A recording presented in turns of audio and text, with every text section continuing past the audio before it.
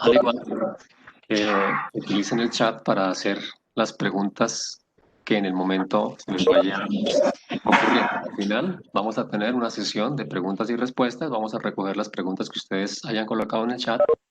Y si alguien quisiera tomar la palabra en la sesión de preguntas y respuestas, puede levantar la manito que está al lado de sus nombres. El día de hoy vamos a tener una charla bien interesante sobre la identificación y las opciones de tratamiento de sustancias que se encuentran en los RAE. Vamos a hacer entonces un repaso grande sobre algunos componentes principales de los RAE, como por ejemplo las tarjetas de circuito impresos, los condensadores y los plásticos, por supuesto, que son uno de los temas principales dentro del proyecto de la ONUDI en Latinoamérica. También vamos a hablar algo sobre las pantallas de cristal, algunos componentes como por ejemplo cables y demás. Entonces, creo que va a ser de bastante interés para todos este webinar. Es algo que nos habían venido solicitando desde hace tiempo, algún tiempo atrás. Y en el orden de programación que habíamos realizado, pues llegó este día entonces. De verdad que bienvenidos nuevamente y vamos a darle la bienvenida entonces a nuestro expositor de hoy. Nuestro gerente de proyecto, el señor Alfredo Cueva, va a hacer la presentación de nuestro invitado de hoy.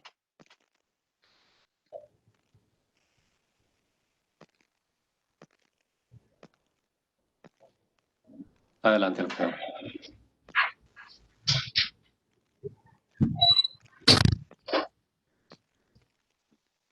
Bueno, para mí es un placer, a nombre de ONUDI, el poder presentar a ustedes a Heinz Benning. Heinz es un experto con muchísima experiencia en este tema, posiblemente uno de los más avanzados expertos que tenemos a nivel mundial. Y él empezó como un ingeniero rural y ambiental de la Universidad Politécnica de Zúrich, ETH, una de las más prestigiosas universidades del mundo.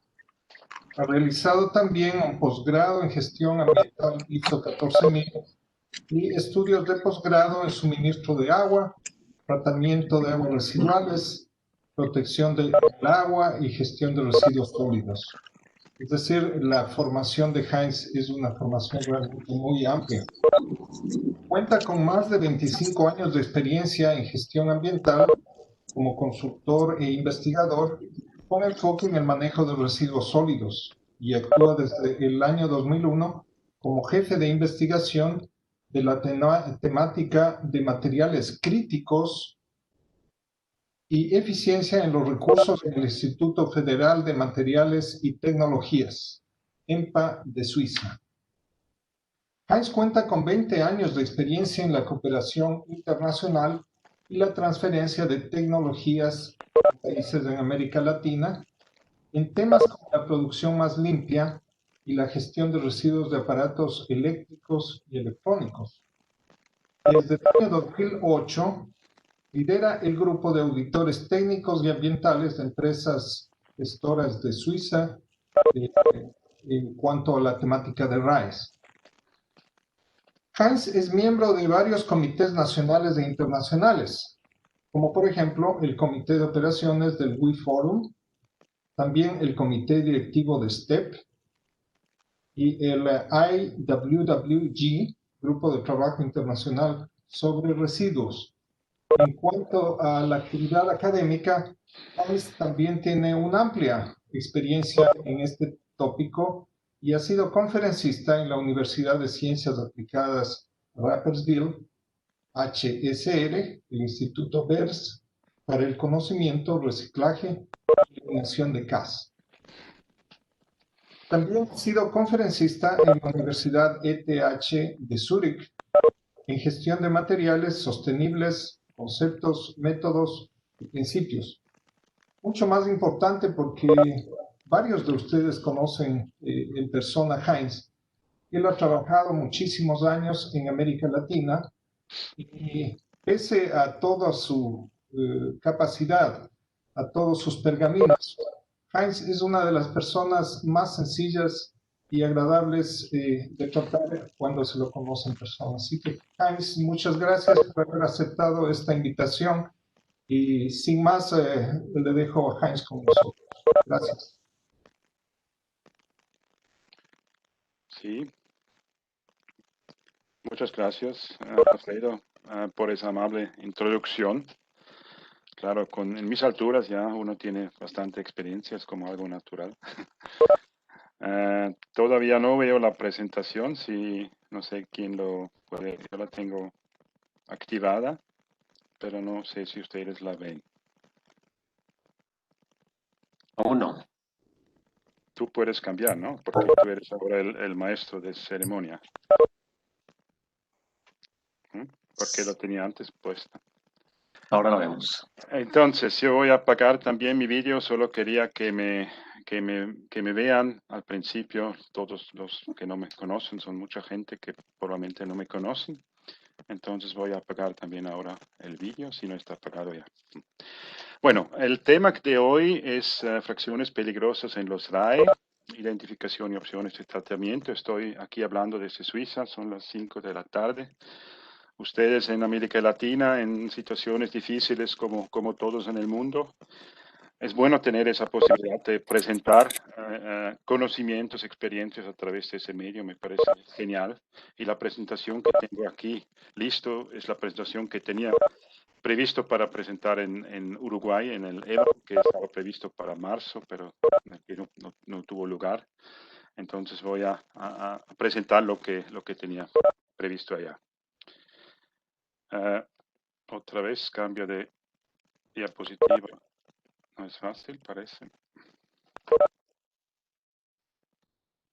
Ahora sí. Bueno, voy a empezar con una corta presentación de lo que es EMPA y lo que es el grupo que estoy liderando, que se llama CARE. Luego voy a sistematizar un poco el tema con residuos peligrosos y residuos tóxicos para que sepan un poco la denominación y las definiciones.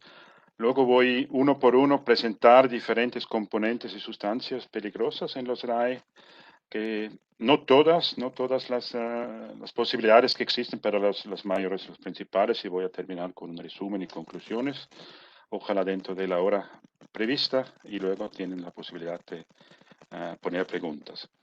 EMPA es un laboratorio de Suiza en ciencias de materiales y tecnologías, ubicado en 3 lugares, en Zurich, cerca de Zurich, es la casa madre, y aquí en St. Gallen, donde yo trabajo, es una sucursal. En total tenemos como 1000 empleados, tenemos muchos científicos, tenemos profesores, tenemos estudiantes de doctorado, postdoctorado, y somos afiliados a la Universidad Politécnica ETH de Zurich, donde yo estudié hace tiempo. Y en EMPA, digamos, la visión es ver hacia el futuro, cuáles son materiales y tecnologías que nos permiten desarrollarnos hacia un futuro sostenible. Tenemos 5 áreas de investigación principales: nanotecnología, que es algo de como últimas tecnologías que tenemos aquí. Estamos desarrollando tecnologías en ese contexto, también considerando los riesgos que conlleva esa tecnología. Materiales para tecnologías de energía, como células fotovoltaicas con muy buen desempeño, pero también muy finos.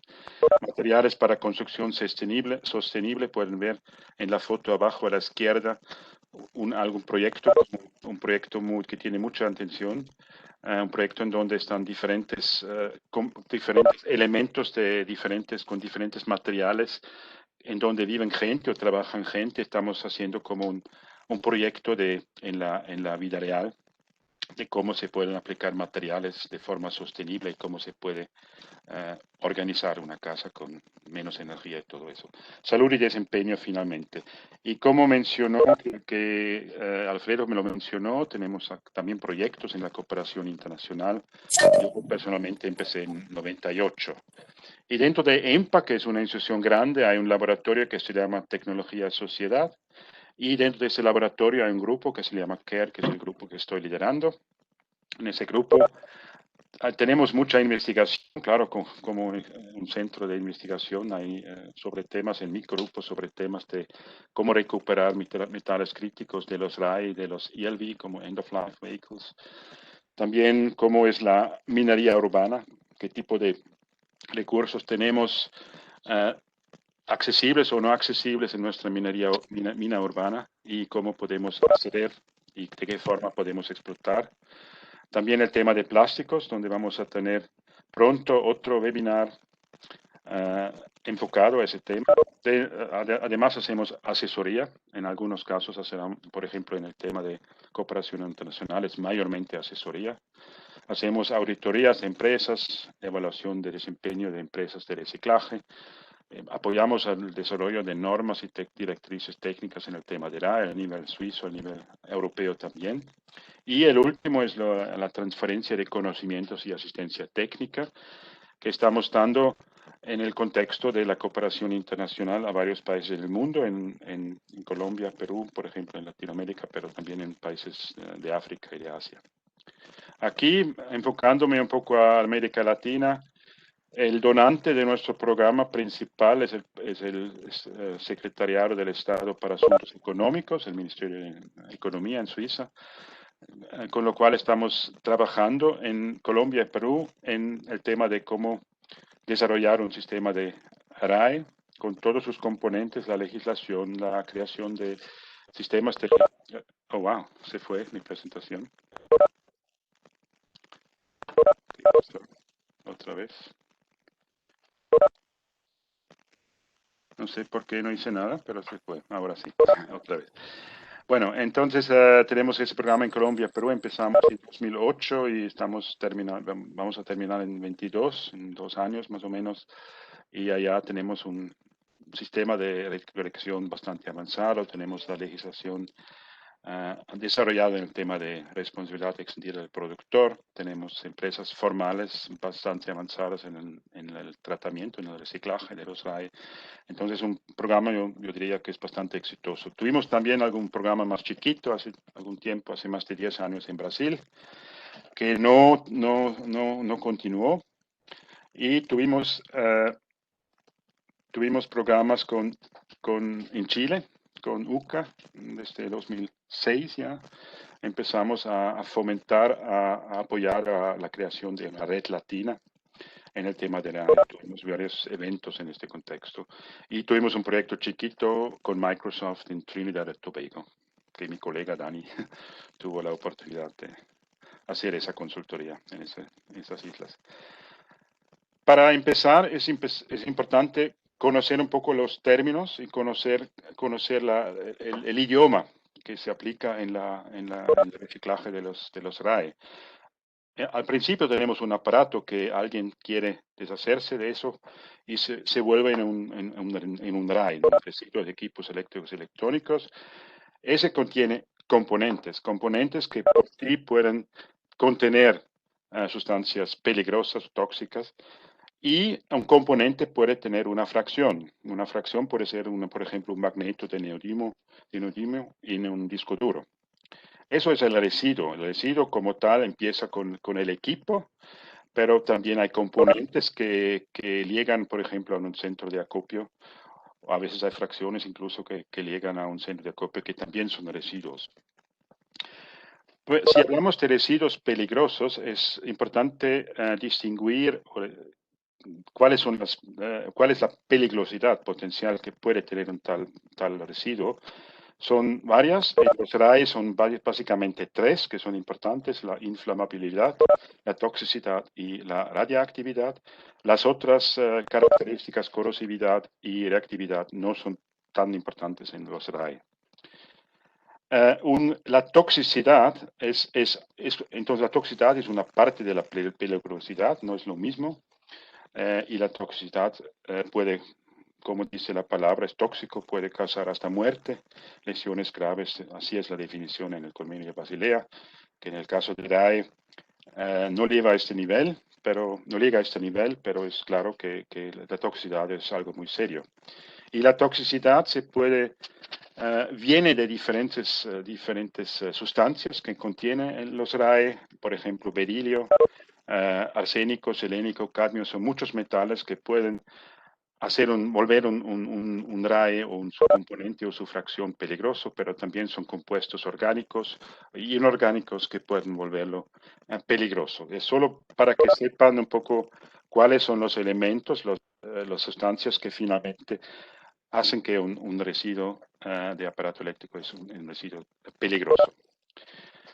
Entonces, ¿cuáles son los RAE que tienen componentes y fracciones con sustancias tóxicas? Hay una forma de caracterizarlo es en base de la lista que está en la directiva RAE de la Unión Europea, que dice que estas fracciones, estos componentes tienen que procesarse por separado y tienen que quitarse de la corriente de los RAE. ¿Y por qué? Porque contienen sustancias tóxicas, por ejemplo, las tarjetas de circuito impreso no solamente tienen partes valiosas o elementos valiosos, sino también contienen metales pesados y brominated flame retardants, en retardantes se le llama por bromados. Condensadores igual, tiene muchas sustancias, no solo el PCB es algo que todavía no se encuentra mucho, pero hay algunos equipos que tienen PCB en sus condensadores, pero hay otras sustancias de riesgo. Por eso dice la norma o la directiva RAE dice que hay que quitar estos condensadores que tienen un tamaño de más de 25 milímetros. Plásticos, pantallas y mucho más. Le voy a entrar ahora en estos grupos de componentes y fracciones de los RAE que tienen una característica de toxicidad o otra peligrosidad. En el caso de baterías es la inflamabilidad y en el caso de sustancias radioactivas es obviamente la radioactividad que puede llevar a un daño del medio ambiente o de la persona que lo está procesando.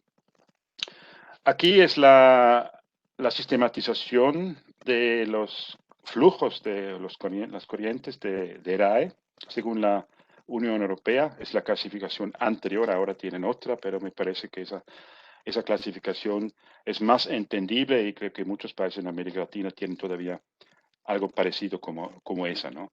Y arriba pueden ver que los componentes que yo mencioné antes que están en los diferentes equipos. Y la parte en naranja muestra que estos, por ejemplo, tarjetas, condensadores, plásticos, están en casi todos los equipos. Cables, obviamente, también.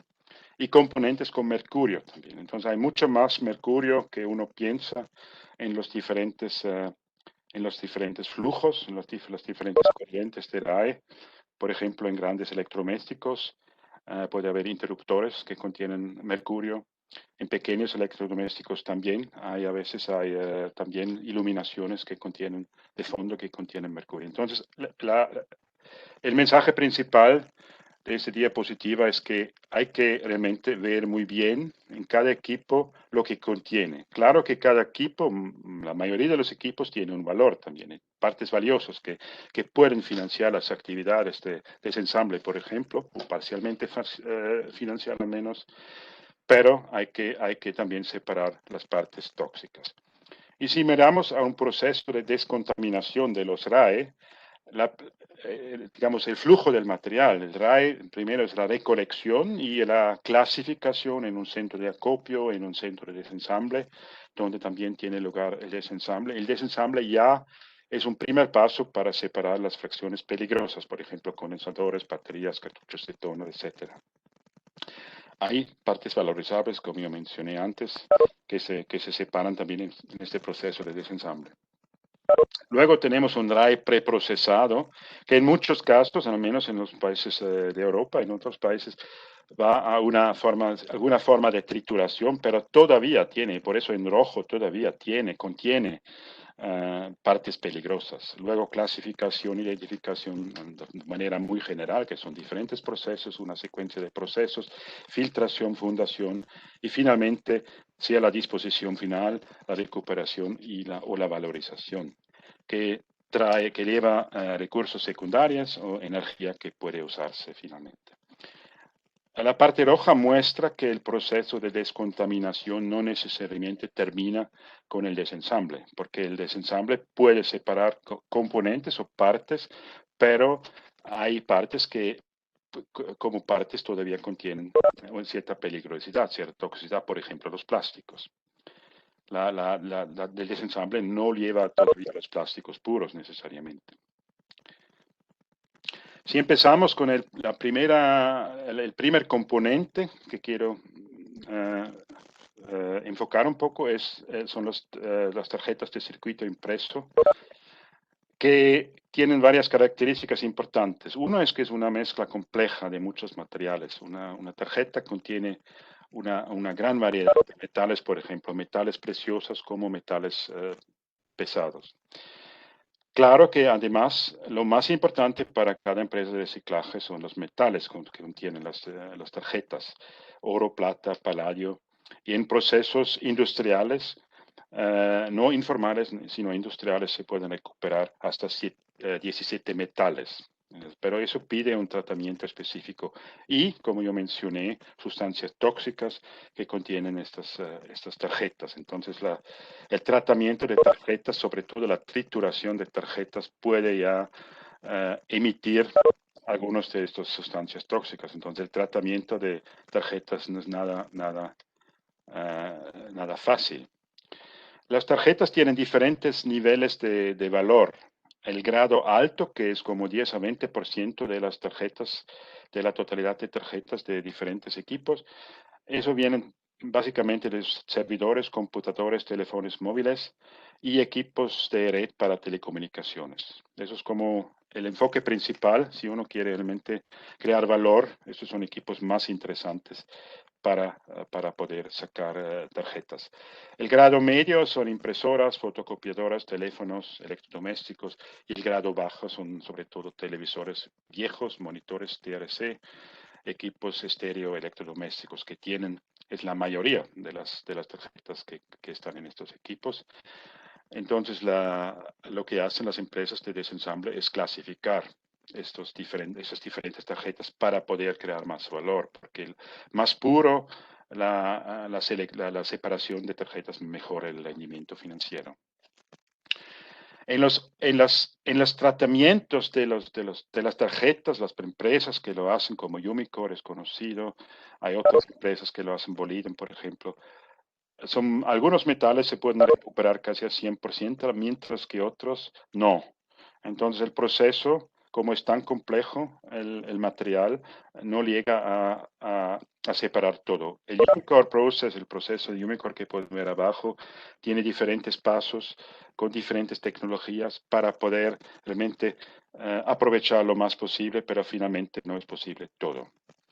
Entonces, lo que se hace, ¿cuál es la opción de tratamiento de las tarjetas? El desensamble manual es el primer paso. Luego la descontaminación y separación, como pueden ver en la foto a la derecha. La descontaminación son condensadores, son baterías. La separación de partes valorables son, por ejemplo, el procesador, creo que se dice.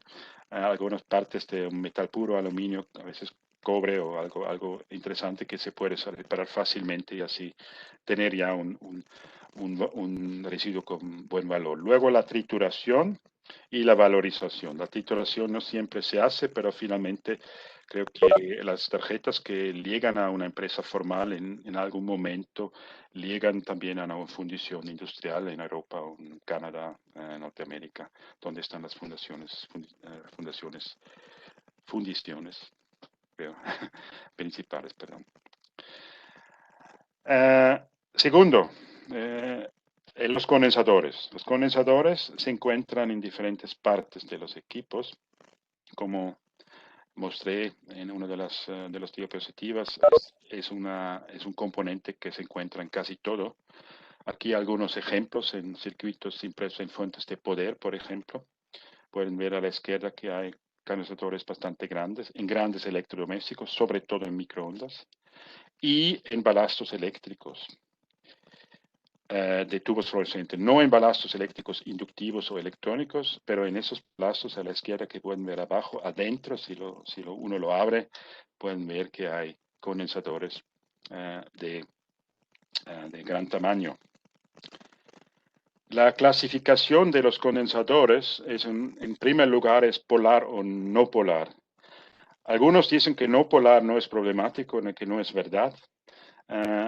Ambos flujos, ambas clases de condensadores tienen potencial de peligrosidad.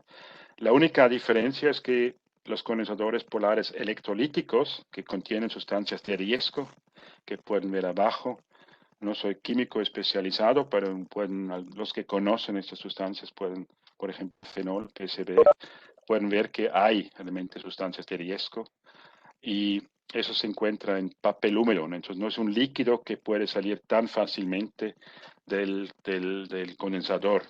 Mientras que los no polares, sobre todo microondas, tienen un aceite y aceite que puede salir fácilmente en el proceso de, por ejemplo, de trituración, puede salir fácilmente y contaminar otras fracciones. Por eso es importante sacar y quitar esos condensadores en el primer paso de desensamble para tener un tratamiento específico. Quizás para especificar dónde se encuentra el PCB, hicimos hace poco un estudio en Suiza que ahora creo que es también disponible en inglés, en donde buscamos dónde está el PCB en estos días en los equipos que entran al flujo de RA en Suiza. Hay PCB, la primera pregunta, ¿y dónde? Y los más críticos, los que están aquí, microondas, todavía contienen condensadores con PCB y los balazos eléctricos. Entonces, este contaminante altamente peligroso, PCB, se encuentra sobre todo en estos dos tipos de condensadores. Eso no significa que los otros condensadores no tienen peligrosidad, también contienen sustancias de riesgo. Y eso es lo que la directiva de la Unión Europea dice, que hay que sacar condensadores por arriba de 25 milímetros de tamaño para evitar que estas sustancias de riesgo podrían salir en el proceso de trituración y contaminar fracciones puras o otras fracciones. Entonces, la separación de los condensadores significa que luego hay que incinerarlos. En Suiza lo incineramos con alta temperatura, en incineradores especializados, con alto costo, claro, o la disposición final en un relleno de seguridad. Es la única posibilidad para condensadores. Los plásticos, voy a hablar no mucho de los plásticos porque yo creo que está previsto para el 8 de septiembre otro webinar de PREAL, el número 10 ya, sobre plásticos, donde yo, pero más mi colega Andreas va a presentar esta guía que hemos publicado hace poco con STEP y con el apoyo de Carlos en la traducción, sobre todo del equipo de Carlos Hernández en Colombia, porque la versión inicial era en inglés, o es en inglés, y lo que tienen aquí es la española, es disponible. Lo pueden bajar de la página web de diferentes organizaciones, creo que también en PREAL está ya colgado. Entonces, no voy a entrar en solo algunas cosas básicas que voy a presentar. Ese diagrama muestra un poco qué tipo de plásticos contiene todo el flujo. Claro, eso es un promedio, todo el flujo de RAE, que no dice mucho porque cada equipo tiene otra composición, pero en promedio, sobre todo, uno puede decir que una gran parte son HIPs y otra gran parte son ABS. Son dos plásticos interesantes también para comercializar. PCABs también, y termoplásticos menos. Entonces, como el potencial de plásticos teóricamente aprovechables en los RAE es bastante alto, pero como pueden ver, en los 2%, 3% también los HIPs y los ABS contienen estos retardantes del llama bromado. Es una contaminación del plástico de buena calidad. Entonces la cuestión es cómo separar esos plásticos de mala calidad con de los que no tienen BFR. Aquí, sin entrar en detalles, tenemos en esta guía también para cada equipo, no para cada equipo, pero para los equipos más importantes tenemos la composición de estadísticas que hicimos nosotros, que recibimos o que hay en publicaciones internacionales, pueden ver cómo es la composición de diferentes equipos. Y en la tabla lo que pueden ver es que en las cruces rojas muestran los plásticos que potencialmente tienen una contaminación con retardantes y dónde se encuentran. Entonces, pantallas es una categoría, equipos de telecomunicación, informática, telecomunicación, que contienen estos plásticos. Lo que está en azul es un poco, puede ser por el contenido de metales pesados que podrían llegar a un nivel del umbral legal o por encima. Y los en negro significa que estos son los que menos críticos son. Por ejemplo, grandes electrodomésticos como flujo no tienen tanta peligrosidad en los plásticos como otros equipos. ¿Por qué clasificar estos plásticos? Uno es para evitar la contaminación, sobre todo la contaminación de un plástico a otro. Por ejemplo, si un plástico puro se trata o se produce algo nuevo, no debería contener plásticos que contienen metales pesados o retardantes. Entonces hay que clasificarlo para evitar esa contaminación. Los que tienen aditivos peligrosos no deberían reciclarse, es obvio, porque los tóxicos pueden tener muchos efectos en la persona, en el ser humano, en diferentes niveles. Es una contaminación que sobre todo en los procesos de tratamiento de plásticos realmente es un peligro porque los procesos trabajan con calor. Hay regulaciones a nivel mundial, el Convenio de Estocolmo, que tiene una reglamentación, el estándar de tratamiento de RAI de Europa, la norma EN 50622, define un máximo 2000 ppm de brom. Y en la regulación de POPs y ROAS hay otra regulación, otro límite, que es la suma de PBDE, que está definido a 1000 ahora, incluyendo a DECA-BDE, que antes no ha sido en la lista de los bromados peligrosos. Ese nivel está en discusión y puede bajar a 500 ppm. Eso significa que más plásticos van a superar ese límite. Eso significa también que más plásticos tienen que separarse para una disposición final. El otro aspecto por qué clasificar los plásticos es crear valor. Claro que una mezcla de plásticos tiene obviamente menos valor que un plástico puro, como ese esquema muestra, ¿no? Más homogéneo, más homogeneidad en el plástico puede realmente llevar a un ingreso importante para una empresa de reciclaje. Es interesante separarlos, pero separar los buenos, los puros. Eso van a ver más en detalle en ese webinar sobre plásticos. La clasificación. En Europa hay clasificación de alta tecnología con diferentes tipos de procesos, diferentes máquinas que posibilitan una separación pura, pero claro que eso tiene un costo que al final resulta más o menos que la empresa de reciclaje no recibe nada para el plástico. La empresa es feliz si lo puede llevar a la empresa gratis y si no tiene que pagar algo. Pero es el proceso que se pide en Europa. Entonces los plásticos mayormente va a un proceso como eso. Hay algunas empresas que hacen una separación con dispositivos de mano que son menos caros, claro, pero también no tienen la misma posibilidad, la misma puridad luego de la separación. Lo que se aplica, lo que hemos demostrado ya en varios talleres, también físicamente, también en un último taller en Costa Rica, son métodos manuales baratos y sencillos. Eso es rentable, es fácil hacerlo y el efecto es bueno, porque la calidad finalmente de una separación sencilla puede ser mayor que la calidad de un proceso avanzado, de tecnología avanzada, pero requieren práctica, pero es posible aprenderlo. Entonces, la forma de clasificar los plásticos es bajo ciertos criterios que pueden ser la flexibilidad, la rompibilidad. Hay gente que puede romper o puede como mover un plástico y más o menos ya tener una buena información. El sonido, cuando uno lo golpea, también da una información. La densidad. Tiene acción a disolventes, también es interesante. El olor, cuando está quemado, que no es recomendado obviamente porque es un humo tóxico. El origen de plástico, tipo de producto, es posible hasta cierto punto.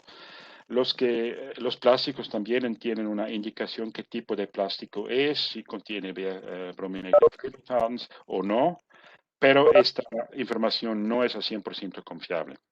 Eso hemos visto en varias ocasiones que lo que está puesto como sello para el tipo de plástico no realmente es la información correcta sobre el plástico. La marca es otra posibilidad que si la marca, algunas marcas usan los mismos plásticos, por ejemplo, en sus impresoras, pero tampoco es una garantía porque ellos pueden cambiar estos plásticos. Entonces, por eso, entre paréntesis, las últimas dos posibilidades. Lo que hemos desarrollado en EMPA, en proyectos en la India, en otros proyectos en los últimos años, es una forma de separación manual que funciona, que se verificó con varios ensayos, y el proceso principal que podemos aplicar es la densidad de los plásticos. Los plásticos tienen diferentes densidades. Y entonces, si uno aplica un líquido con una cierta densidad, por ejemplo, en vez de 1.1, los que no tienen ese peso, esa densidad, flotan y los otros se hunden.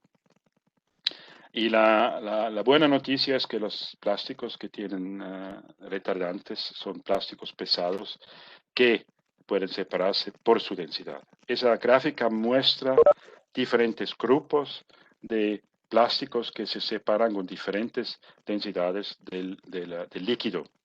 Y pueden ver arriba, por ejemplo, en el primer flujo de materiales, que una densidad de 1.0 es como la línea en roja a la izquierda. Pueden ver que flotan PP y PE y otros, y como en los aparatos eléctricos mayormente se utilizan PP y no PE, PE es para otros usos, uno puede ya más o menos clasificar o separar el PP. Y con procesos consecutivos, con procesos con diferentes densidades del líquido, pueden separarse los plásticos de muy buena manera, muy eficiente, y son procesos que incluso se utilizan en empresas avanzadas de separación. Y así, con esa secuencia de separación, uno puede realmente separar buenos plásticos. Lo que hicimos es un flujograma desarrollado durante varios años, no digo años, pero meses en ensayos que hicimos, que usa, además de la densidad de los líquidos, también usa acetona y limoneno para también, porque es una característica que ayuda a separar algunos de los plásticos por la reacción que tiene el líquido en el plástico. La condición de esta separación, claro, como han visto, son que los plásticos ya están ya en piezas, no se puede hacer este proceso para toda una cáscara de una pantalla. Entonces hay que triturar los plásticos antes para poder aplicar. Pero esa secuencia es una posibilidad, y mi colega en el próximo webinar va a explicar un poco más sobre eso. Continuamos con las pantallas de cristal líquido, que las pantallas planas, como pueden ver aquí, tienen la iluminación de fondo, las primera y segunda generación, como tienen estos tubos de mercurio, ¿no? Es posible desensamblar esos equipos y separar, como pueden ver a la derecha abajo, estos tubos y llevar esos tubos a un tratamiento especial. Pero es un trabajo fino, entonces requiere obreros capacitados y un manejo adecuado de estos tubos finalmente para llevar el mercurio protegido por el tubo a un tratamiento especializado. Como pueden ver en pantallas de televisores hay una gran cantidad de esos tubos, entonces la totalidad de mercurio puede llegar a 30 a 60 miligramos, que es bastante. Lo que es interesante que aunque se venden ahora desde hace algunos años, muchos años ya diría, pantallas planas con iluminación de fondo en base de LED, que no es peligroso, hay todavía una gran cantidad que contiene los de mercurio. En Suiza, que es un país con mucho cambio de equipos, la gente cambia los equipos a cada rato, tenemos solamente entre 10 y quizás ahora 20% lo que está en el flujo de RAE que son con LED. El resto todavía es ambos son LCD, pero la animación de fondo en un caso es LED, en el otro caso es con estos tubos. Entonces también en piso hay que separarlos muy cuidadosamente. Lo importante es que abajo pueden ver, por ejemplo, la iluminación de fondo en base de LED, abajo a la derecha. Eso algo que contiene cierto valor por metales que contiene raros, que el gallium, por ejemplo, pero es todavía en proceso para recuperarlo. Y es importante que en el proceso de descontaminación la posibilidad de quiebra está. Entonces hay siempre tubos que ya están dañados cuando la empresa abre las pantallas. Entonces hay que mirar bien dónde depositarlos. Depositarlos en un barril con una apertura muy chiquita que se puede tapar fácilmente porque hemos medido la concentración de mercurio en el aire y la concentración de mercurio no es alto, no es elevado en la parte donde trabajan los obreros para separarlos, pero es muy alto en este barril. Y si cuando uno lo abre el barril, sale mucho mercurio en forma de gas, que es muy peligroso. Lo hemos medido. Es la parte más peligrosa en ese proceso. Si tienen buenos obreros, pueden separarlo bien, pero los tubos que están rotos hay que tratarlos bien.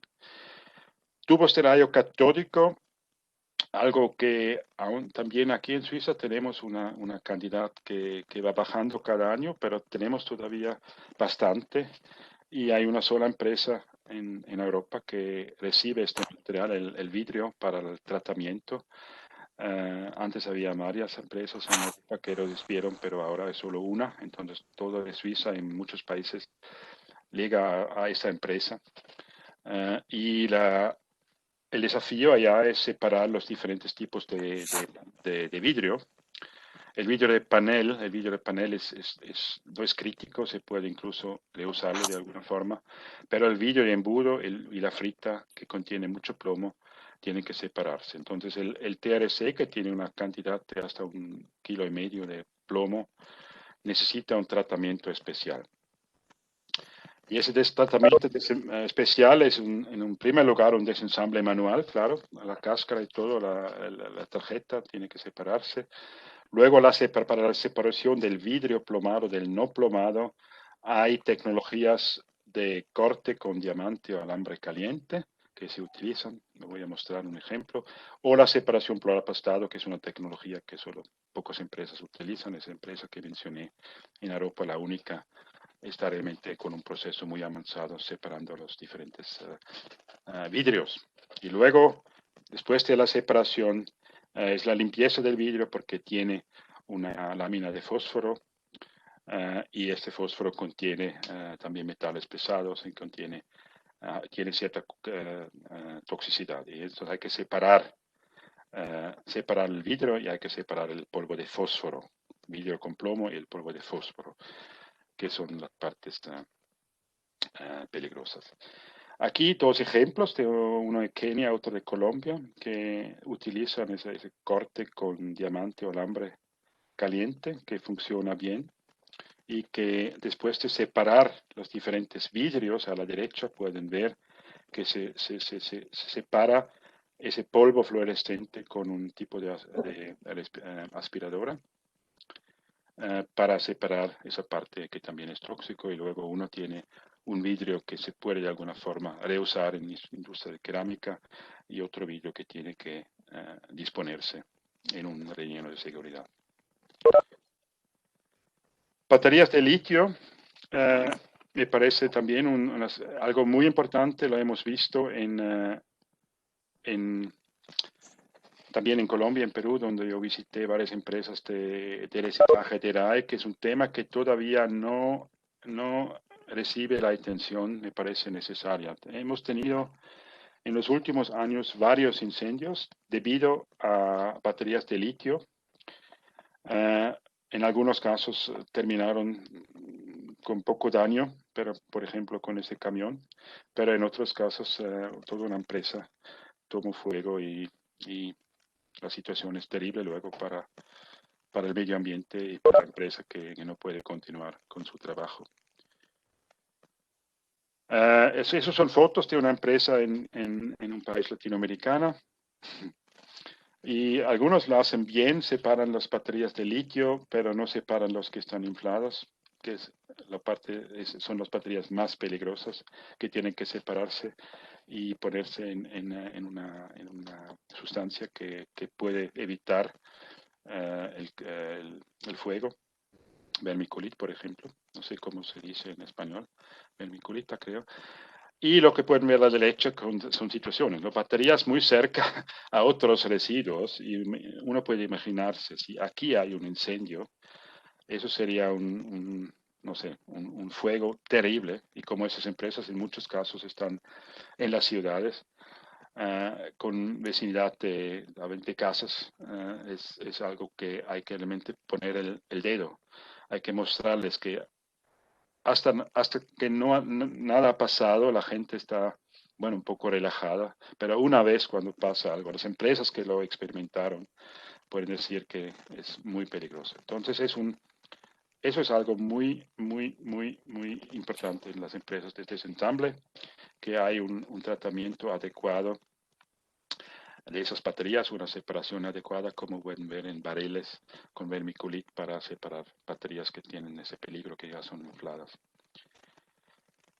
Continuamos con asbesto. Asbesto se utilizó hace años por sus buenas propiedades, claro. Se ha utilizado en tecnologías, en la industria, en la construcción, en calentadores, que quizás menos en caso en países latinoamericanos, pero hay residuos de amianto o asbesto que se utilizan en varias instalaciones eléctricas, por ejemplo. No conozco muy bien cómo es la situación en sus países con eso, pero es algo que hay que mirar bien también, porque el asbesto pide un tratamiento especial y una disposición final adecuada, porque puede causar un daño. Cartuchos de toner. En Europa hay empresas que tienen procesos mecánicos para la separación, porque el cartucho de toner tiene buenos plásticos, como pueden ver en el diagrama. ABS tiene, por ejemplo, también bastante hierro, pero también tiene un polvo. El polvo tiene que separarse en el proceso seco o mojado, lo que hay diferentes procesos, diferentes tecnologías que utilizan.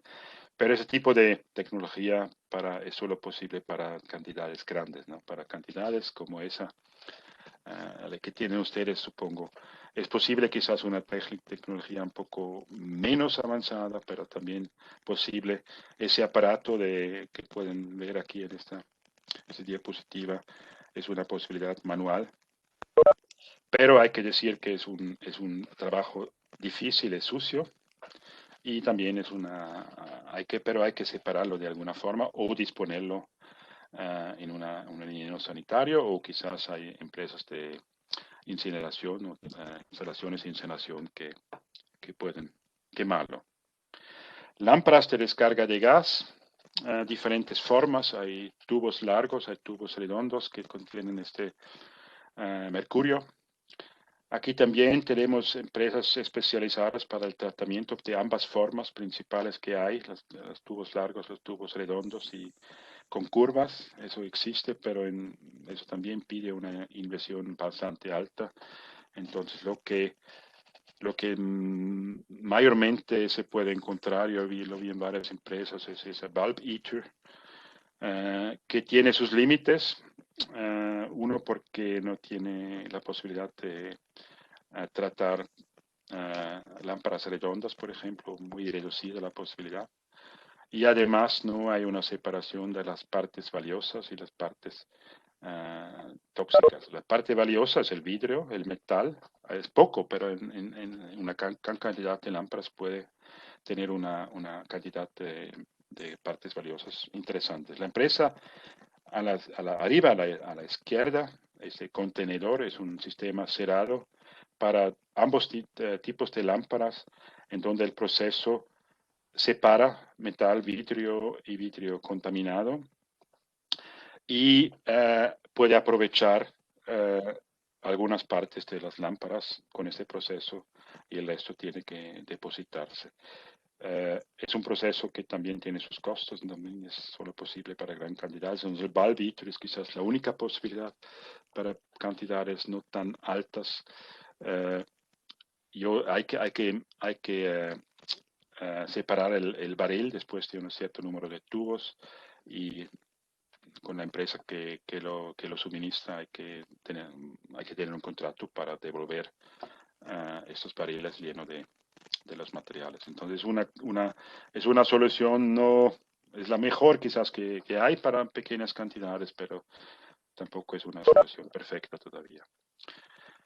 Peladores de cables, para cables hay diferentes tecnologías dependiendo también un poco del tipo de cable que uno quiere tratar, procesar, dependiendo del diámetro, dependiendo de la cantidad y de la inversión, uno puede elegir su tecnología para un centro de reciclaje, por ejemplo, y empezar con quizás una inversión más pequeña y luego cuando la cantidad va creciendo uno puede cambiar la tecnología. Componentes con partes radioactivas. Tampoco conozco muy bien la situación en América Latina, cómo es eso. En Suiza hay componentes, cada empresa de reciclaje tiene que tener un medidor de radioactividad en la entrada y se detectan radioactividad en algunos de los componentes o equipos que llegan a la empresa, entonces hay que separar esas partes. En Suiza son detectores de humo, por ejemplo, que tienen esta característica, ¿no? Que son viejas, es cierto, es una marca específica que lo produjo, en donde hay que realmente tener cuidado. Uno puede también ver en el sello sello amarillo que tiene radioactividad. Entonces necesita una evacuación especializada en Suiza. Cuando uno detecta un componente así en la entrada, ellos tienen que llamar al instituto especializado en eso y ellos van a recoger este aparato. Estoy casi al final. Componentes que contengan mercurio. Yo mencioné al principio que muchos de los equipos contienen mercurio, no solamente la iluminación de fondo, sino también, por ejemplo, iluminaciones en impresoras. Tienen también tubos con mercurio, no todos tienen esos tubos, pero también hay que mirar bien cuáles tienen mercurio. Interruptores en diferentes equipos, sobre todo en electrodomésticos. Los interruptores sirven para interrumpir el flujo de corriente. Por ejemplo, es cuando uno abra una congeladora. Entonces, esos se encuentran bastante y también en algunas tarjetas hay estos interruptores. Entonces, también es una parte muy importante. Aquí, como resumen un poco, ustedes van a recibir, supongo, la presentación y pueden ver más en detalle cómo son los procesos de las opciones de tratamiento. Voy a mostrar luego cuáles son los aspectos importantes de una empresa, pero pueden ver aquí que la identificación y separación es muy importante, entonces un buen conocimiento del flujo de material, un buen control de la entrada es muy importante, la descontaminación, separación de partes, valores que tienen valor con otras partes, la valorización, claro que es interesante, disposición final y la disposición especial. Entonces, cada uno de estos componentes o fracciones pide una cierta secuencia de tratamiento como lo he presentado. Entonces, resumiendo un poco de todo eso lo que han escuchado, ¿Cuáles son los requisitos básicos en los procesos de desensamble de los RAE? Yo, como mencioné, es conocer bien la gama de equipos en la corriente de los RAE. Entonces, el jefe de planta tiene que... Hay alguien que tiene el micrófono no apagado. En la gama de equipos en la corriente de los RAE, entonces un control de la entrada es muy importante, es crucial. Documentar bien los procesos de desensamble para los obreros. Por ejemplo, con procedimientos operativos estándar, Standard Operating Procedures, en folletos, en fichas técnicas, que cada obrero, para cada tipo de equipo hay un procedimiento claro como hay que tener las herramientas y máquinas adecuadas para el flujo, de eso depende un poco claro, depende de qué tipo de material se está procesando o se quiere procesar. Instruir y entrenar y supervisar muy bien los obreros. Yo he visto muy buenos ejemplos tanto en Perú como Colombia en las empresas que he visitado en los últimos años.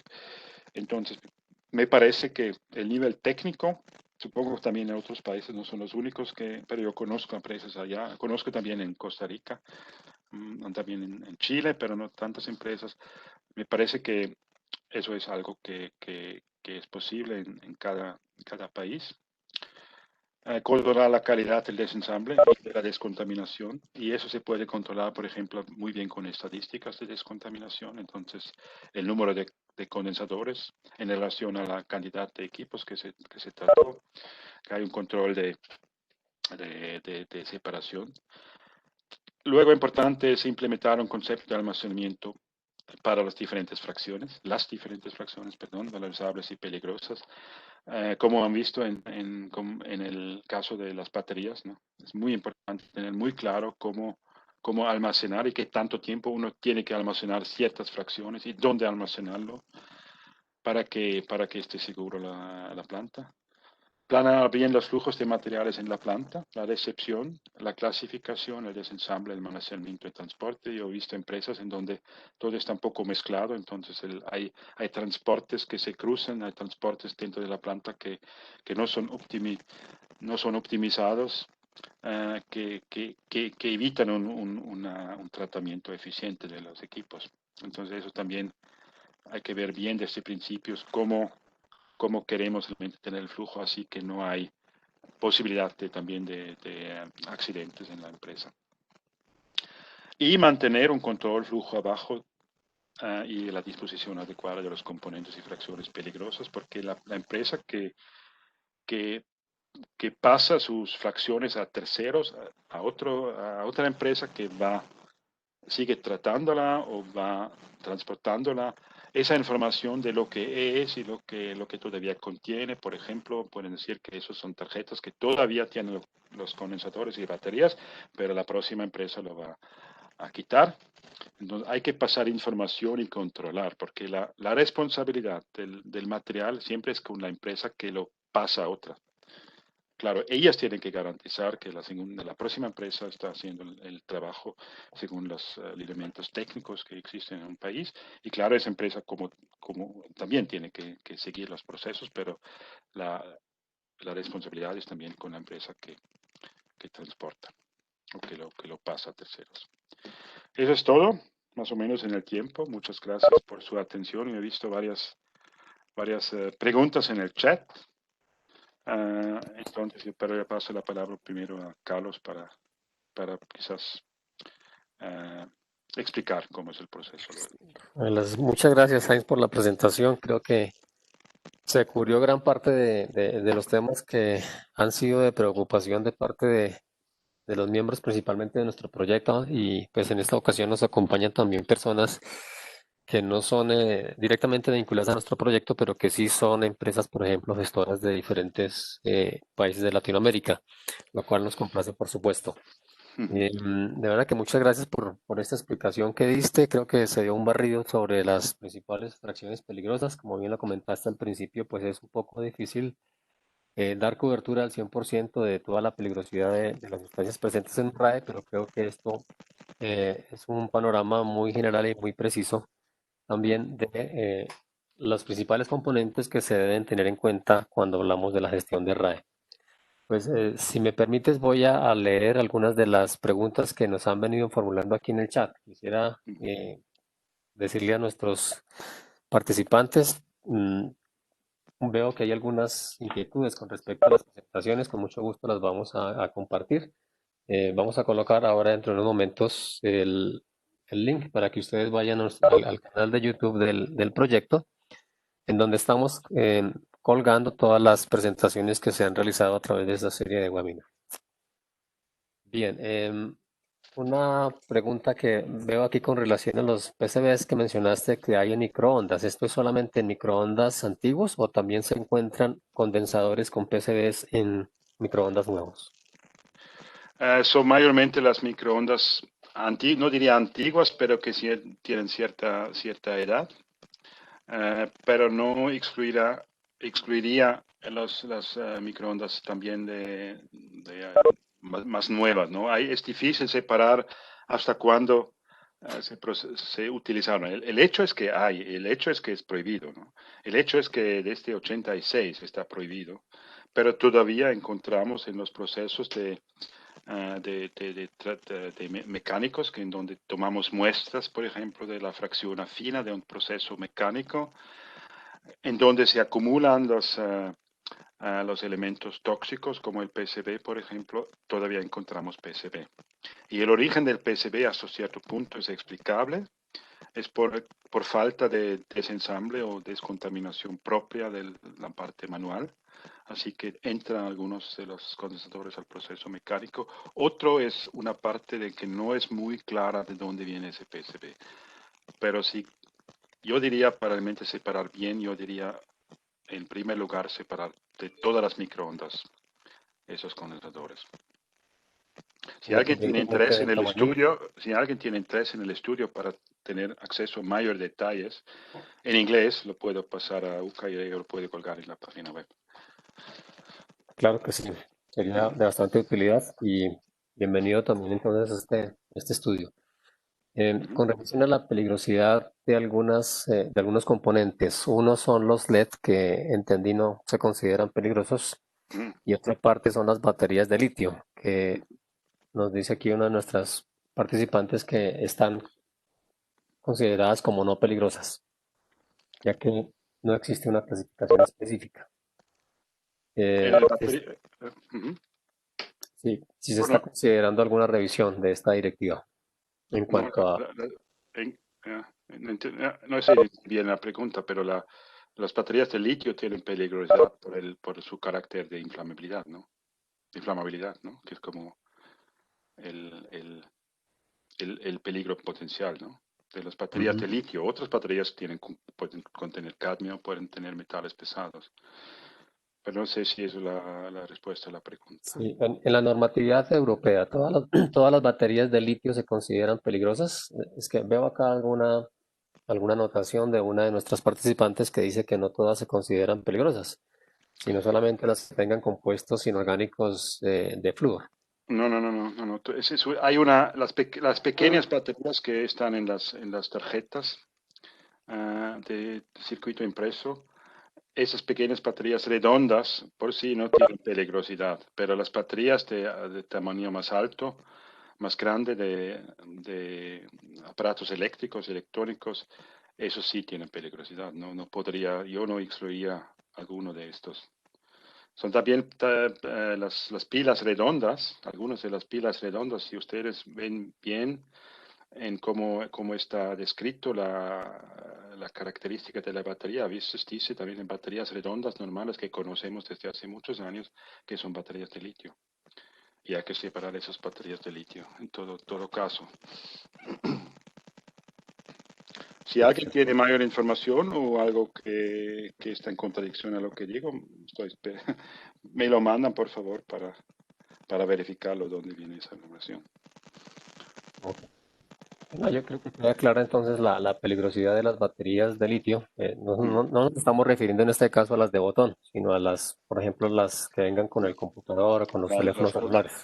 Las de botón que no son con fuente de energía para un aparato, no no son realmente peligrosos. Hay que separarlos también, pero no tienen la misma, claro que son pequeños y no tienen la misma peligrosidad. Bien. Hay una pregunta aquí relacionada con las pantallas de televisión CRT. Ujú. Dado que ya no se comercializan, ¿cómo se establecen las metas de recolección REP? ¿Cómo incentivan el manejo adecuado en Europa?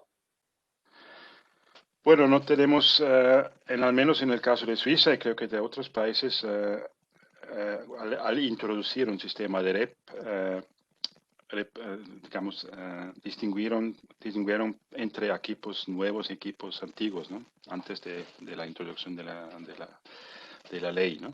Pero en Suiza y en otros países que yo sepa, está incluido en la parte de digamos, los equipos que se produjeron antes de la introducción de la ley, ¿no? Es como, no sé exactamente legalmente cómo se explica eso, Ujú. pero hay cierta obligación de los productores, por ejemplo, de equipos que produjeron antes equipos de TRC para sus pantallas, ¿no?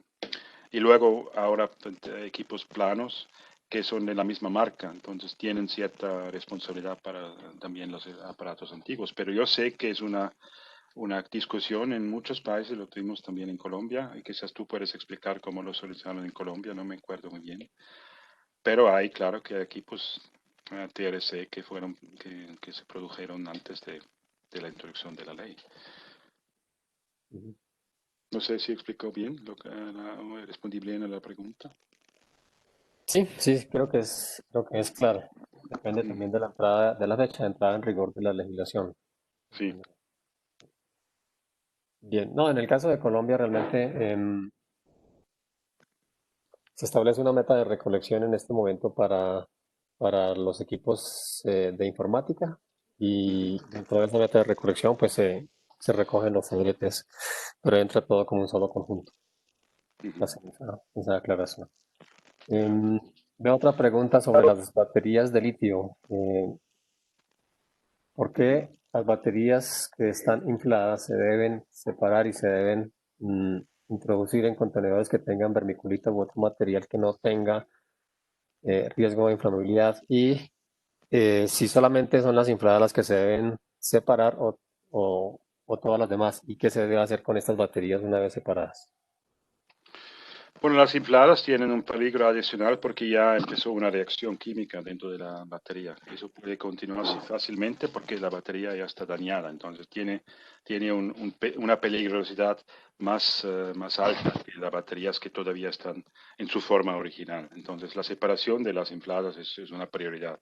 Las otras baterías potencialmente también podrían tener una peligrosidad, dependiendo de cómo se maneja el almacenamiento, el transporte y la disposición. Entonces hay que proteger también las otras baterías eh, de alguna forma, pero no necesariamente en un barril de acero, por ejemplo.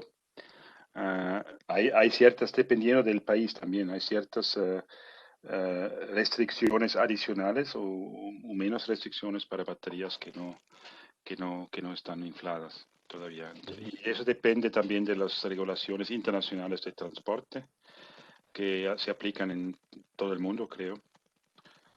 Que hay una cierta no dice claramente qué tipo de barril se tiene que utilizar, pero dice claramente las condiciones que tienen que cumplirse para poder transportar ese tipo de batería en las vías públicas. Bien. Con respecto al vidrio de las lámparas, ¿qué aprovechamiento se le puede dar a este tipo de vidrio? Bueno, es vidrio para otro uso de vidrio, en el caso de lámparas que se procesan en tecnologías avanzadas. Ese vidrio que yo sepa se utiliza para construcción de, no sé, si es botellas o no sé, algo así, ¿no? Porque el vidrio es limpio, hay que controlarlo. Tenemos en las auditorías que yo no hago, son colegas mías que hacen las auditorías en esas empresas. Hay control muy rígido del proceso y de la separación del vidrio, de la contaminación del vidrio. Así que finalmente el vidrio que se usa para usar nuevos vidrios tiene que estar de muy baja cantidad de mercurio, muy baja, no cero, cero es casi imposible, pero muy baja. No me acuerdo bien cuál es el límite, pero sí, es una posibilidad de aprovechamiento. Porque finalmente es bastante vidrio, ¿no? Que un tubo como tal no tiene muchos, claro, la mayoría es vidrio, pero si son muchos tubos, la cantidad es relevante. Y como hay también, digamos, condiciones de tasas de reciclaje que tienen que cumplirse, el tratamiento y la separación es como una necesidad debido a la ley que pide un cierto porcentaje de reciclaje. Bien. Con respecto a los cartuchos y toners de impresora, Ujú. acá en Latinoamérica se realiza mucho relleno de tintas. ¿Hay algún estudio respecto a esta contaminación que se genera por las tintas de relleno? Por las cintas, no entendí, cintas. Tintas, Tintas. No, no, sí. que yo sepa, no. Que en estudio no sé. Yo sé que hay un estudio que hace muchos años ya que se hizo para detectar las sustancias que contienen estas tintas. Y algunas Mm. tintas de algunas marcas contienen sustancias también peligrosas, pero hasta qué punto, qué porcentaje de la totalidad contiene estas sustancias y cómo se procesa, no sé, porque lo que podría pasar en el relleno. Hay que separarlo bien, supongo, pero claro, finalmente es una posibilidad de contaminación, pero en detalles no tengo. Ok. Una pregunta con relación a los plásticos con retardante de llama bromados, que es uno de los Ujú, focos principales de nuestro proyecto. ujú. ¿Cuál es la metodología de separación que más se utiliza en Europa y cómo se regula para que todas las empresas de reciclaje incluyan estos procedimientos dentro de sus procesos? Bueno, la regulación se da en primer lugar por la regulación de los POPs, de los COPs, ¿no? En Europa, y por arriba está el convenio de Estocolmo, donde hay un debate desde hace 2 años que hay cierta presión que esos límites para los bromados se van bajando a los límites que tienen productos nuevos. Entonces hay como límites para productos nuevos que son muy bajos, que son 10 ppm creo, y para reciclaje es ahora todavía 1000 y están hablando de 500. Y las empresas que procesan esos plásticos son pocas, son como 3 en Europa. Una grande es la MBA Polymers, ahora es MTG Polymers en cerca de Viena, en Austria, donde llega mucho material de muchos países. Ellos tienen que demostrar que pueden llegar a este nivel de la legislación con certificación de terceros. Nosotros hicimos también auditorías allá porque ellos reciben material de Suiza, entonces vamos también a visitar esas empresas que reciben material para realmente verificar qué tipo de sustentación tienen para mostrar que están cumpliendo la ley. Y esas empresas, que son pocas, no son muchas, realmente pueden llegar a este nivel, pero tienen mucho miedo que con la restricción más alta de estos límites, que en un futuro no pueden seguir produciendo, porque dicen que esas calidades que algunos países ahora están pidiendo va a arruinar el mercado. Entonces el tema es que ya, los plásticos tienen esos retardantes, son pocos. Yo en una de las diapositivas podían ver que son más o menos 5% de la totalidad de plásticos que tienen estos retardantes que son los peligrosos, ¿no? Es relativamente poco, pero el esfuerzo que tiene que hacerse es alto. Y si bajan los límites para los retardantes, ese esfuerzo no se paga. Muy bien. Con relación a los condensadores, tenemos dos preguntas. La primera es si existe una opción de aprovechamiento para condensadores que no contengan PCBs. Y la otra pregunta con relación a los condensadores también dice, los condensadores son retirados de forma automática, fundiendo la soldadura de plomo estaño. pues su cantidad es considerable con una temperatura específica para este fin. ¿Qué opina de este proceso? ¿Una temperatura específica para qué? No entendí bien la segunda parte. Para este proceso, de este proceso. El proceso de separación o De, aprovechamiento. de fundir. La primera pregunta es sobre el aprovechamiento de condensadores. Empecemos con esta, Heinz, para no Sí, confundirnos. bueno, Disculpe. sí. Bueno, yo no conozco una empresa que lo hace, es como considerado como un componente que tiene peligrosidad y, digamos,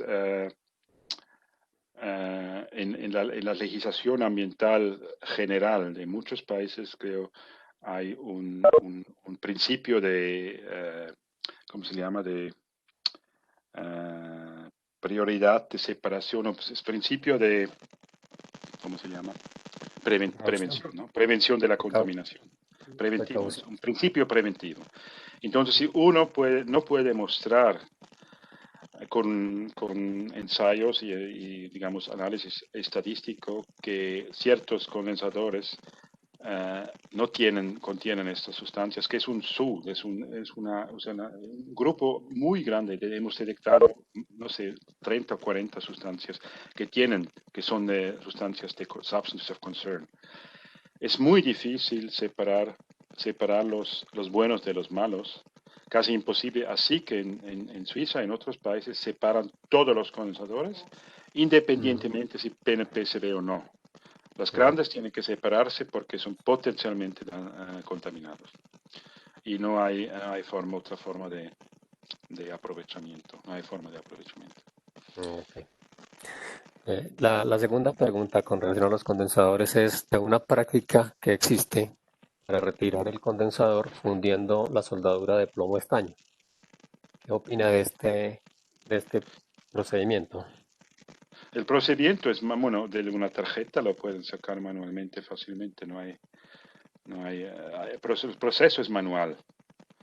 El proceso es manual y la separación se hace sea con la mano o con alguna herramienta, pero no hay que utilizar más tecnología que eso. Eso es posible para separar los condensadores. No sé si eso es la respuesta a la pregunta.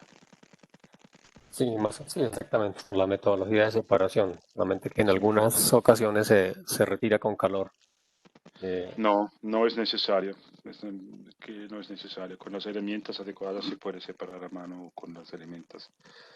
Pero claro que si alguien lo quiere hacer con otras tecnologías también posible, pero que yo sepa, en los procesos manuales que yo he visto en Suiza, en otros países, es manual, no térmico.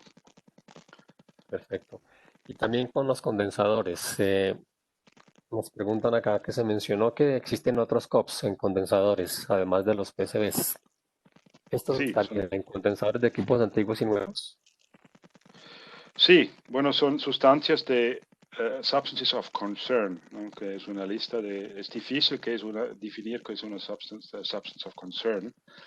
Es la forma como está denominado en la directiva RAE. Dice que condensadores por arriba de 25, de una dimensión por arriba de 25 milímetros con substance of concern. Y la pregunta es, ¿cuál es una substance of concern? Y substance of concern puede ser una sustancia que no es necesariamente un POP. Algunos son POPs, creo, pero no todos. Y en el estudio que mencioné tenemos la lista de todas las sustancias que hemos detectado con análisis química. Y es una lista muy larga y eso se encuentra en los condensadores de cualquier tipo de equipo. La única cosa es que solo se sacan los grandes, de más de 25 milímetros, y no los chiquitos. Los chiquitos igual pueden contener estas sustancias, pero es más una cuestión de rentabilidad del proceso, que la ley dice solamente los grandes tienen que sacarse, pero los chiquitos, hemos comparado la cantidad y el peso de los chiquitos en un equipo con la cantidad de peso de los grandes. Es una pequeña cantidad de grandes y una gran cantidad de chiquitos, pero el peso total de los chiquitos a veces supera el peso total de los grandes. Entonces es un poco una cuestión, una legislación que tiene sus dudas y supongo por la presión de la economía, de la industria, dijeron que, bueno, nos limitamos a los que tienen más de 25 milímetros. Mm. Esto se aplica independientemente de que el condensador sea electrolítico o no. Perdón, ¿cómo? Se aplica la dimensión de 25 Sí, milímetros, se aplica sí, independientemente de que sea electrolítico o no. sí. Es la dimensión. Y no polar, no importa. Yo sé que en algunos países lo han discutido que solo los polares tienen que sacarse, pero eso no puede ser un criterio. Es el tamaño y el potencial de sustancias de riesgo y por causas del principio preventivo hay que separarlos. Y yo sé que lo que vimos en Costa Rica, por ejemplo, en la visita que hicimos en el último EVAM, en la empresa, ellos no lo separaron. Sin Ujú. decir que lo hacen mal, ¿no? Pero yo sé que algunas empresas no lo hacen. Es una cuestión de la legislación nacional, es una cuestión del control también. Pero finalmente es un proceso que yo veo que es necesario. Perfecto. Una pregunta con relación a los residuos que contienen mercurio.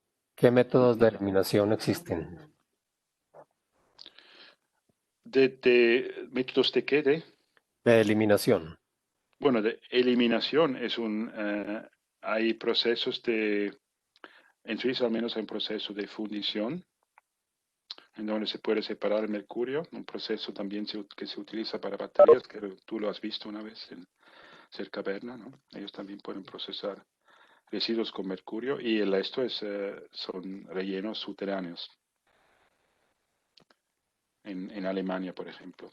Para residuos especiales de alta peligrosidad, donde no se puede aprovechar, digamos, el material valioso sin dañar el resto con lo que contienen, Ujú.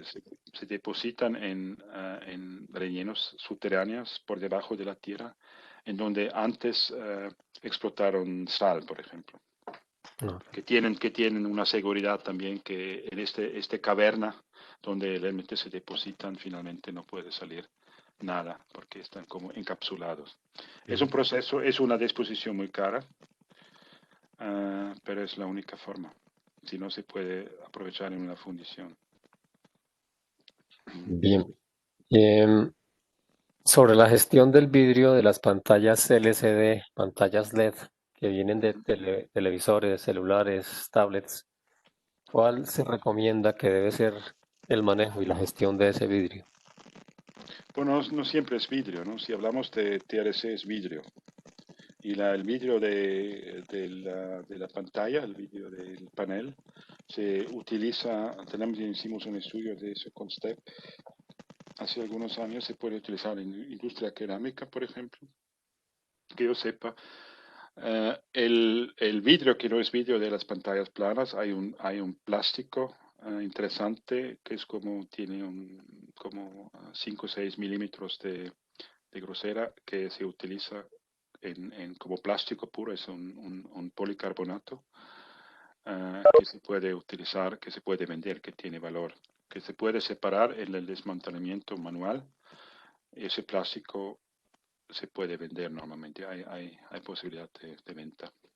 El resto de los plásticos, la cáscara de una pantalla plana, por ejemplo, contiene también retardantes, entonces tiene que también pasar por un proceso de separación, que he mostrado, puede ser un proceso sencillo después de triturarlo. Y hay algunas dentro de la pantalla, también algunas como láminas de plástico muy finas, que a veces también tienen una posibilidad de venta. Es como son diferentes láminas, ¿no? Si uno abre una pantalla plana, es la cáscara y luego diferentes láminas y más ese vidrio, que no es vidrio de policarbonato. Bien, creo que tenemos tiempo para unas dos preguntas más. Ya son las 11:27, entonces vamos a aprovechar una pregunta relacionada con gases refrigerantes, como el Sí. hexafluoruro de azufre, el SF6. La pregunta es si una vez se extrae este refrigerante, los componentes que han estado en contacto requieren algún tipo de descontaminación adicional. Que yo sepa, no. Eso no es, yo no presenté eso porque es un tema por sí, es un tema grande. es también mencionado en la lista de la activa RAE, que hay que separarlo. Y tenemos procesos para separar en diferentes etapas, también la espuma y todo digamos, de los bueno, de la nevera y del refrigerante, también el gas, todo eso. Es posible una contaminación transversal a otros elementos de una nevera. No he escuchado nada de eso. Eso se puede separar de forma eficiente en un proceso industrial. Perfecto. Bueno, Heinz, una última pregunta con relación a los plásticos. Nos preguntan si la separación de los plásticos que mencionaste por flotación se realiza para plásticos triturados. Sí, sí, hay que triturar los Ay, plásticos parece que sí. antes. Sí, eso si no, no se puede. Necesitan una piscina grande para poder separar esos plásticos. Pero el webinar creo está previsto el próximo, ¿no, Carlos? Sobre plásticos. Sí, en el El- próximo webinar que vamos a hacerlo en septiembre, sí, vamos a tratar entonces un poco más en detalle la exactamente. identificación y separación de este tipo de plásticos. Vamos a explicar un poco la guía que mencionaste. Sí, ¿no? Y Ya. las personas que se inscribieron a este webinar, pues ya quedan dentro de nuestra base de datos y la invitación les va a seguir llegando a los siguientes webinars que hagamos. Y Ujú, quienes no lo han hecho, pues les solicitamos hacerlo, la inscripción, de manera que quedan ya en la base de datos y les va a llegar entonces para los próximos webinars que hagamos. ujú, Pues nuevamente, Heinz, muchas gracias por esta presentación, por las aclaraciones. Creo que fue bastante enriquecedora ujú. y creo que va a ser de mucho provecho para todos nuestros asistentes. Y a Sí, los muchas asistentes, muchas gracias. gracias. Muchas gracias por la posibilidad, a ustedes, al proyecto, la posibilidad de presentar. Creo que es un tema importante y si alguien tiene una pregunta adicional o alguna queja o una preocupación, en la última diapositiva pueden ver mi dirección de correo. Aunque estaré de vacaciones a partir del jueves hasta el 6 de septiembre, pero me pueden mandar un correo y les voy a responder. Bueno, muchas gracias, Heinz, y feliz resto de día entonces para ti y para todos los participantes.